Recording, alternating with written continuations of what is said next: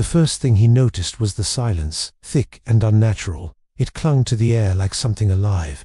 Even the wind refused to touch the plantation. He stepped out of the car slowly. Gravel crunched beneath his boots. The old estate loomed ahead, rotting and hollow. 30 years had passed since he last stood here. Back then, the place had been full of life. Now it felt abandoned by both the living and the dead. The iron gates had been rusted shut. He forced them open with effort. The sound echoed far longer than it should have. The field stretched endlessly around him. Nothing grew there anymore. The soil looked poisoned and dry. He remembered running there as a child. The memory felt distant and distorted, like it belonged to someone else. The house stood at the center. Its windows were black and empty. It watched him as he approached. The front door creaked open easily. Dust swirled in the dim light. It felt like the house had been waiting. Inside, the air was cold and stale. A faint metallic smell lingered. Something about it reminded him of blood. His footsteps echoed too loudly. Each step felt like a disturbance, like something was listening. Old portraits lined the walls. Their eyes seemed to follow him. One face felt strangely familiar. A faint sound reached him. It was distant and soft. For a moment, he thought it was a child laughing. The sound didn't fade. It followed him deeper into the house. Each step brought it closer. He tried to ignore it, told himself it was just the house settling, but it sounded intentional. The staircase creaked as he descended. Darkness swallowed the light above. The air grew colder. At the bottom, a narrow corridor stretched ahead. It looked longer than he remembered. Something about it felt wrong. The walls were damp and stained. A rotten smell lingered there. Breathing became harder. Then he saw the door. It stood at the end of the corridor, thick, sealed, and reinforced. Chains wrapped tightly around it. Rusted locks hung heavily. Someone had wanted it closed forever. A strange feeling stirred inside him. A memory tried to surface. He had seen this door before. He remembered his father standing there, locking it with shaking hands, and something crying behind it. He stepped back, heart racing. The memory felt buried for a reason. It shouldn't have returned. The laughter came again, softer now. It came from behind the door. His hand moved toward the chains. He couldn't stop himself. The metal rattled softly. Something knocked back from inside, gentle, patient. He pulled away quickly. His breath became uneven. The silence pressed in around him. He stepped back into the house. The shadows felt longer now. Everything seemed to watch him. He searched for answers, drawers, cabinets, anything. Most were empty. In a locked study, he found papers, old and brittle, tied together carefully. They were written by his father. The handwriting was frantic, each page worse than the last. There were mentions of children, 12 of them, names repeated again and again. Some entries called them chosen, others called them wrong. The tone kept shifting. One page made him freeze. It spoke of voices beneath the house, calling out at night. Another entry warned clearly. The children were never meant to be found. The door must stay closed. The last page was barely readable. Ink smeared across it, written in panic. "They are not leaving," it said. The words were scratched deeply.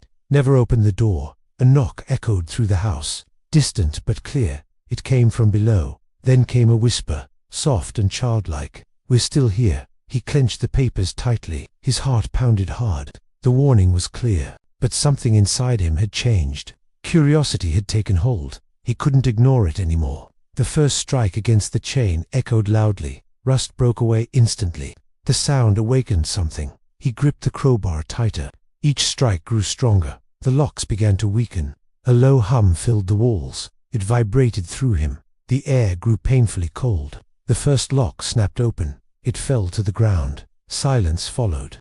Then came the whisper, "Don't stop." It sounded almost pleased. He hesitated briefly. His father's warning echoed, but he continued. The chains loosened one by one, falling heavily. Each sound echoed too far. The final lock broke. The door shifted slightly. Something pressed from inside. A foul smell poured out, thick and suffocating. He staggered back. The door creaked open slowly. Darkness spilled outward. It didn't feel normal. Then he saw them. 12 children sitting silently, pale and still. Their eyes reflected nothing, empty and hollow. They stared directly at him. One child tilted its head, a slow, unnatural movement.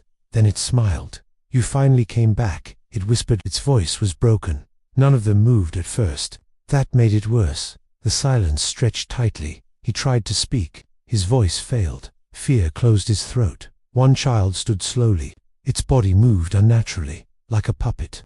"You left us," it said softly. Its voice echoed strangely, like many voices at once. "I don't know you," he whispered, but doubt filled him. Something felt familiar. "You used to," it replied. Its smile widened. "Before they made you forget." The walls seemed to shift. Darkness pulsed around him. Something was wrong. Memories flickered suddenly. Children crying, hands reaching out, his father chanting something, standing over them, and himself watching. He staggered backward, shaking his head. "That's not real." "You helped," another voice whispered. It came from nowhere. Inside his mind, the temperature dropped sharply. Breath turned visible. The children stood together. "We waited," they said in unison. Their voices merged, cold and empty. One stepped closer. Its eyes glistened darkly. Its smile faded. "You opened the door," it said. Its voice turned deeper, more inhuman.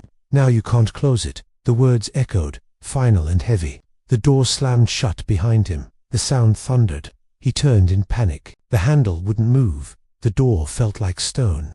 It was sealed forever. A rumble spread through the walls.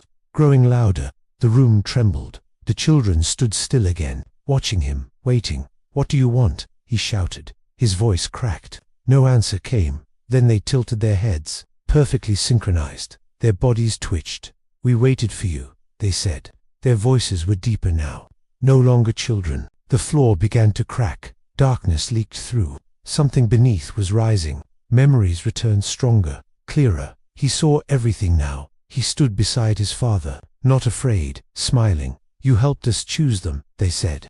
Their voices filled his head. 12 souls, they continued. To keep it asleep, his legs weakened. The truth crushed him. He had been part of it. "But you left," they whispered. Their tone changed. Anger grew. "You broke the promise." Their eyes darkened completely. Empty voids. The cracks widened. Something massive shifted below. Breathing deeply, the children stepped closer, surrounding him fully. Their hands reached out. Their touch burned cold, like ice-cutting skin. He screamed. "You opened the door," they said again. Their voices became monstrous. "Now it opens for everything." The words echoed endlessly. Darkness surged upward instantly, swallowing everything.